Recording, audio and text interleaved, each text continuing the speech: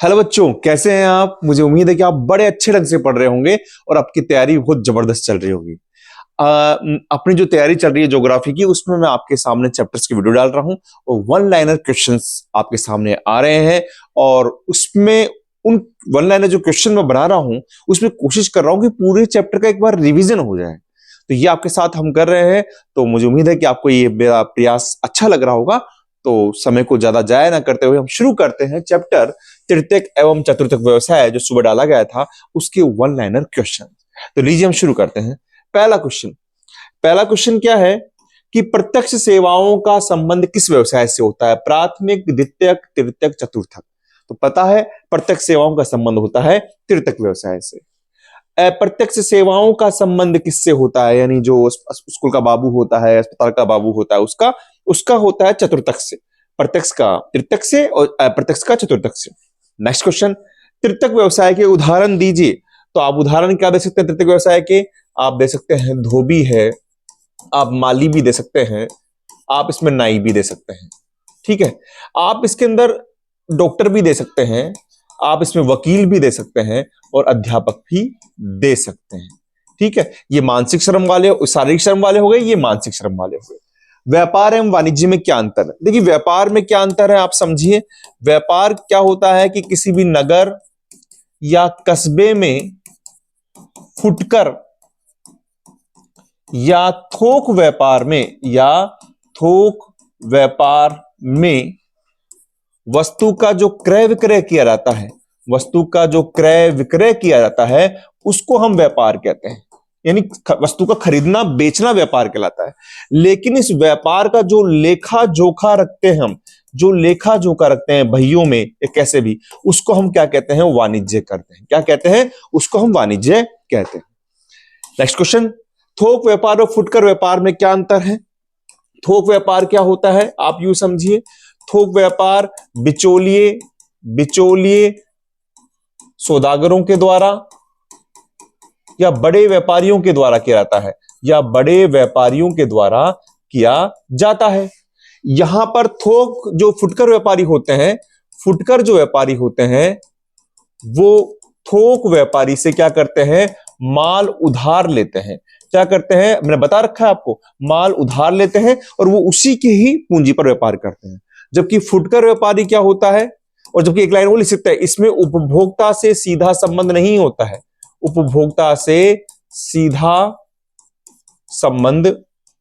होता है। किसका? थोक का। जबकि फुटकर के अंदर उपभोक्ता से सीधा संबंध होता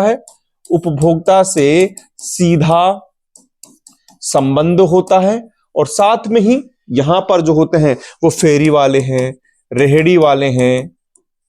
ठीक है, ये आपके इसमें जो आपके डाक व्यापार है वो इसमें आ जाते हैं। यानी फुटकर व्यापारी एक व्यापार की ऐसी प्रक्रिया है जिसमें उपभोक्ता से सीधा संबंध होता है। आगे, हाट बाजार या अवधि बाजार किसे कहते हैं?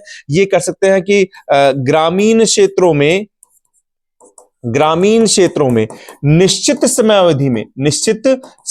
समयावधि, यानी जैसे मान लीजिए मासिक भी हो सकते हैं, हर महीने में, पाक्षिक भी हो सकते हैं, 15 दिन में जो लगने वाले बाजार होते हैं उसको हम क्या कहते हैं? हाट बाजार कहते हैं। लगने वाले जो बाजार होते हैं उसे हम क्या कहते हैं? हाट बाजार कहते हैं।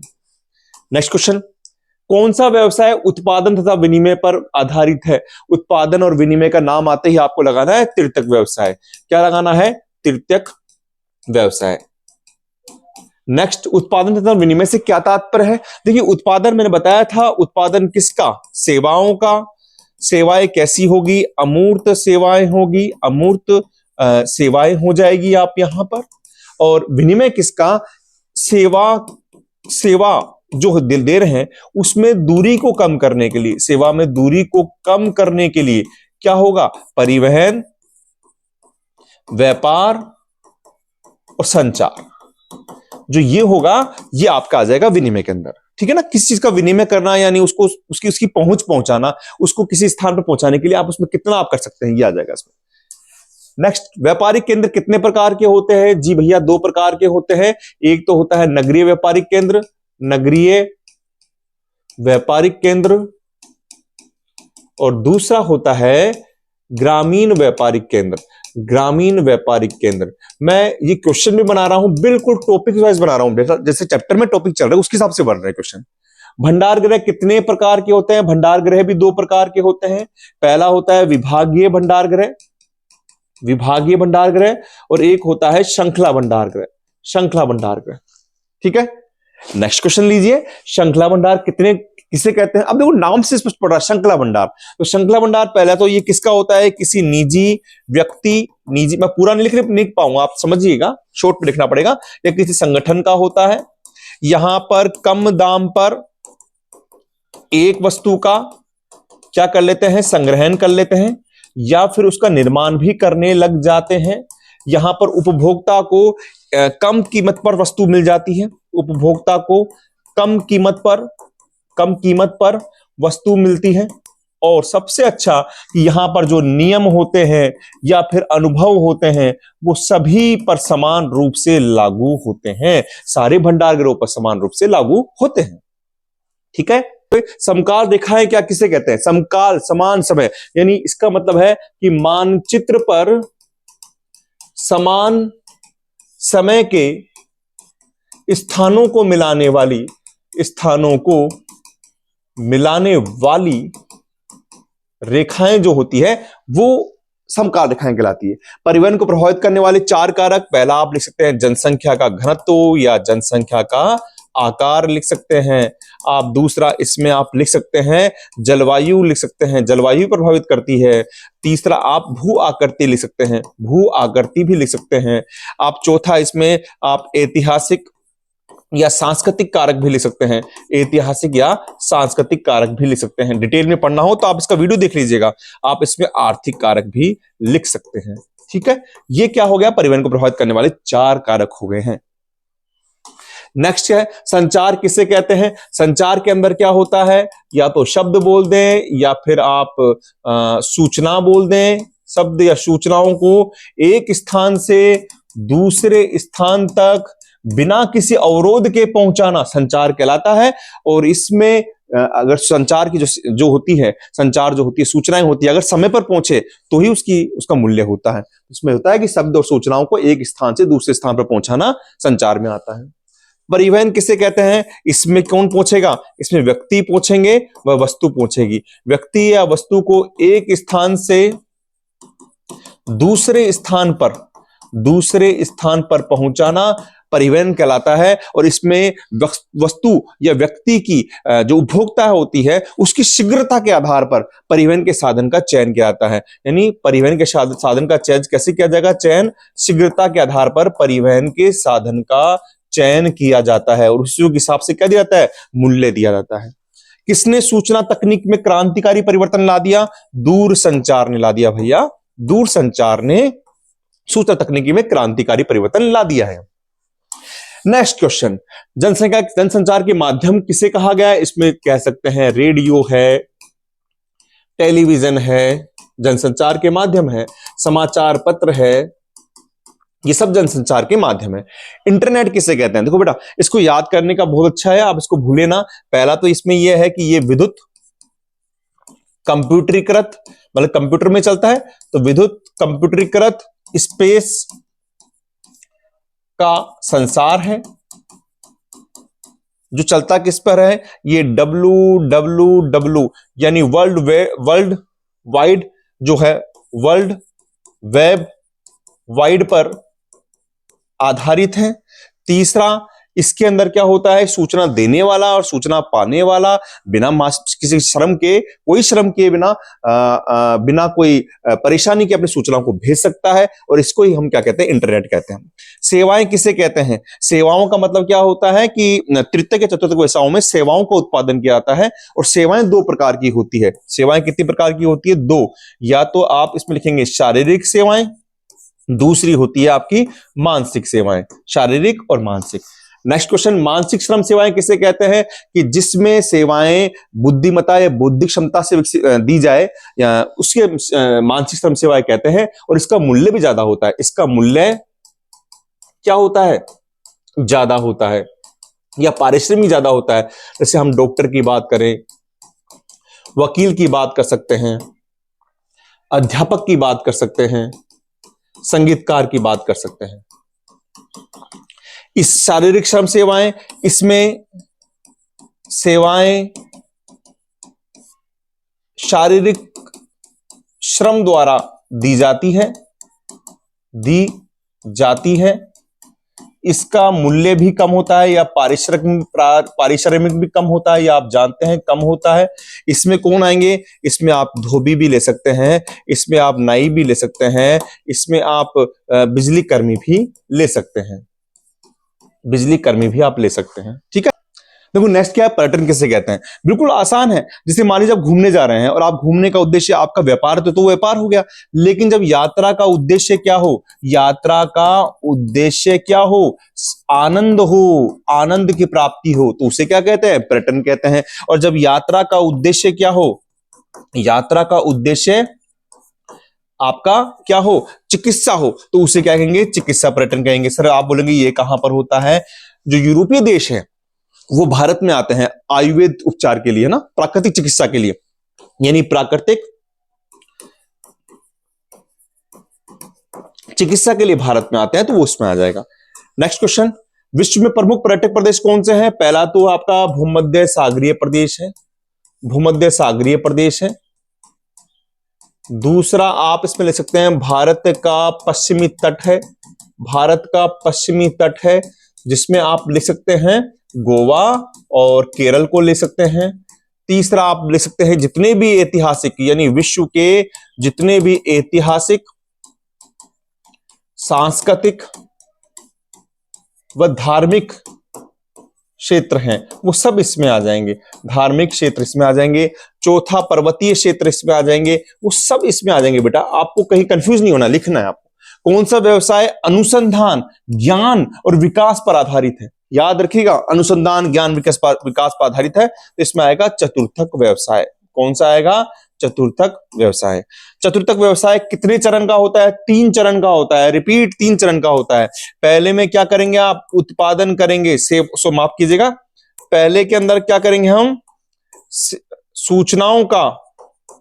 सूचनाओं का उत्पादन करेंगे, सूचनाओं का उत्पादन करेंगे। दूसरे में क्या करेंगे भैया? सूचनाओं का संग्रहण करेंगे, सूचनाओं का संग्रहण करेंगे। और तीसरे में क्या करेंगे? आप सूचनाओं का प्रकीर्णन करेंगे, सूचनाओं का प्रकीर्णन करेंगे, उसको फैला देंगे। ये 3 चरण होते हैं, किसमें होते हैं? चतुर्थक व्यवसाय में होते हैं। नेक्स्ट आ जाइए, चतुर्थक व्यवसाय किसे कहते हैं? यानी ये एक सेवा सेक्टर होता है, ये एक सेवा सेक्टर होता है, लेकिन इसमें कौन सी सेवाएं होती है? अप्रत्यक्ष सेवाएं होती है। कौन सी सेवाएं होती है? अप्रत्यक्ष सेवाएं होती है। और सेवाओं के बदले में क्या मिलता है? पारिश्रमिक मिलता है। किसके बदले? सेवा के बदले। ठीक है, चतुर्थक व्यवसाय के उदाहरण दीजिए। इसमें उदाहरण क्या होंगे चतुर्थक व्यवसाय के अंदर? मैंने बता दिया कि ये व्यवसाय कैसा होता है। इस व्यवसाय का अप्रत्यक्ष सेवाएं होती है, इसमें जितने भी दलाल होंगे वो इसमें आ जाएंगे। आपके जैसे मान लीजिए LIC के एजेंट होते हैं वो इसमें आ जाते हैं। आप इसमें अस्पताल के या विद्यालय के जो बाबू होंगे वो इसमें आ जाएंगे, है ना। आप पढ़ रहे हैं, टीचर से संबंध नहीं है, लेकिन फिर भी इसमें आ जाएंगे। फिल्मी कलाकार भी इसमें आ जाएंगे, फिल्मी कलाकार भी इसमें आ जाएंगे। नेक्स्ट क्वेश्चन देखिए, नवीन एवं वर्तमान विचारों की रचना किस व्यवसाय में की जाती है? देखो नाम, इसको ध्यान रखना, नवीन और वर्तमान विचार ये कहां पर किए जाएंगे? आप चतुर्थक की बात कर चुके, चतुर्थक में हम पूरी बात कर चुके हैं, तो नवीन और वर्तमान किए जाएंगे पंचम व्यवसाय में। किसमें किए जाएंगे?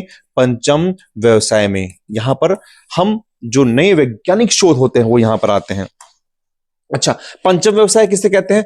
उच्चतम स्तर पर निर्णय लेने, उच्चतम स्तर पर निर्णय लेने व नीति निर्माण, यानी सरकार हो गई, और नीति निर्माण करने वाले व्यवसाय को पंचम व्यवसाय कहते हैं। अगला क्वेश्चन, पंचम व्यवसाय के उदाहरण दीजिए। सरकार है भैया अपनी, कोई भी कंपनी का CEO होता है, परामर्श दाता भी इसमें होता है, जज जो होता है जो निर्णय सुनाता है वो भी इसमें आता है। बाह्य स्त्रोतन किसे कहते हैं?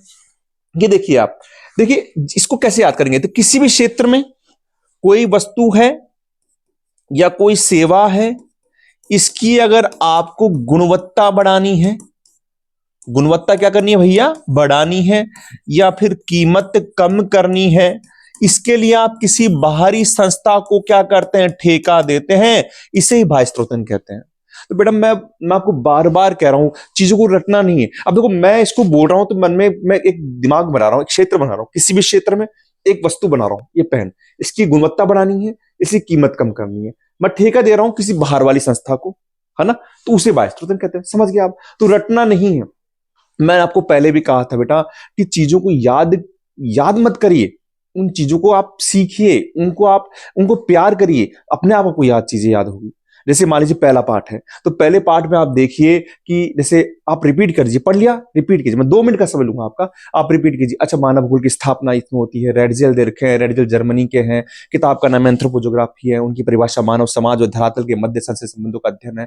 फिर ब्लास महोदय आते हैं, एलन सैम्पुल आते हैं, मानव की प्रकृति आती है, प्रकृति का मानवीकरण आता है। ऐसे अटक जाए वहां पर जोर लगाइए, फिर देखिए। एक बार अगर आप शुरू से लेकर एंड तक अगर इस पर मेमोराइज कर लेंगे तो यकीन मानिए आप उस पाठ को जहां 2 दिन याद रखेंगे वहां 15 दिन तक नहीं भूलेंगे आप। इस तरीके को अपनाइए, आपको पक्का 100% गारंटी, आपको बहुत अच्छा फायदा होगा, है ना। मैं डॉक्टर तो नहीं हूं लेकिन टीचर हूं, इसलिए बता रहा हूं मैं आपको।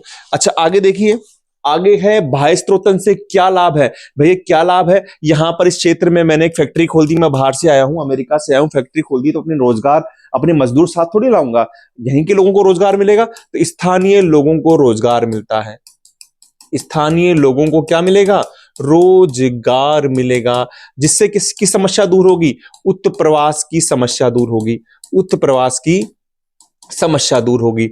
दूसरा हो सकता है क्या है कि उपभोक्ता को कम कीमत पर अच्छी गुणवत्ता की वस्तु मिल जाएगी, अच्छी गुणवत्ता की वस्तु मिल जाएगी।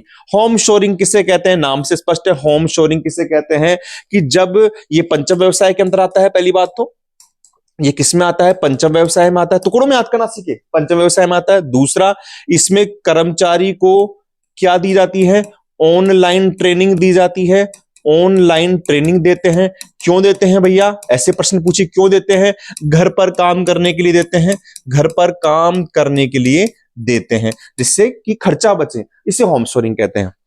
अप्रतन ऑफशोरिंग किसे कहते हैं, जब बाह्य स्त्रोतन ये जो आप ठेका दे रहे हैं वो किसी समुद्र पार को देंगे, समुद्र पार किसी कंपनी को देंगे, देश को देंगे, तो उसे हम अप्रतन बाह्य शोक मतलब होम शोरिक औपचारिक कहते हैं। नेक्स्ट देखिए, अंकीय विभाजन किसे कहते हैं।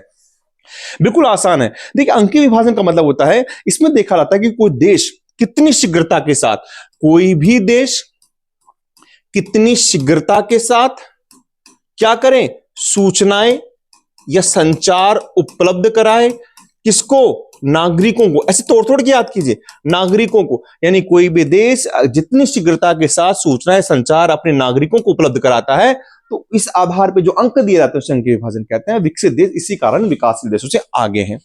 अब यहाँ पे कोलर आगे, प्राथमिक व्यवसाय कौन सा है, आपके लाल है। द्वितीयक व्यवसाय कौन सा आ जाएगा आपका, द्वितीयक व्यवसाय आपका नीला आ जाएगा। आपका तृतीयक व्यवसाय कौन सा आ जाएगा, श्वेत आ जाएगा। चतुर्थक व्यवसाय कौन सा आ जाएगा, गुलाबी। और पंचम आ जाएगा स्वर्ण, जिसमें प्राथमिक और पंचम मोस्ट है। और प्राथमिक का स्वर्ण, सॉरी, प्राथमिक का लाल इसलिए याद रखेंगे, आदत है क्यों है, लाल इसलिए याद रखेंगे क्योंकि लाल जो वहां पर है, वहां पर कर्मचारी को हार्ड वर्क कम करना पड़ता है, इस हार्ड वर्क के कारण वहां पर उसका कॉलर का रंग लाल बताया है। निम्न में से कौन सा क्रियाकलाप तृतीयक क्रियाकलाप है, तृतीयक क्रियाकलाप है, व्यापार है जी, परिवहन बिल्कुल है जी, संचार है जी। उपरोक्त सभी परिवहन, व्यापार, संचार पढ़ चुके हैं। निम्न में से कौन सा क्रियाकलाप चतुर्थक सेक्टर में संबंधित है। हमने बात की थी सूचना का उत्पादन होता है, संग्रहण होता है और प्रकीर्णन होता है। तो देखिए, सूचना का संग्रहण है, बिल्कुल है। सूचनाओं का उत्पादन, प्रकीर्णन है, ये भी है। अनुसंधान और विकास ये तो अलग से दे रखा था, चतुर्थक में आता है, तो उत्तर इसका उपरोक्त सभी हो जाएगा। मैंने क्वेश्चन इसलिए बनाया कि आपको चारों मालूम पड़ जाए इसमें।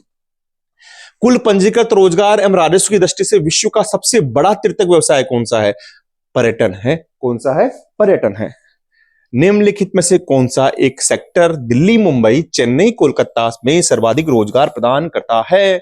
इसका होगा, आप बताइए इसमें क्या होना चाहिए, इसमें होगा सेवा। कौन सा होगा, सेवा। न तो प्राथमिक न द्वितीयक, पर्यटन, सेवा। सेवा के अंदर सभी आ जाएंगे।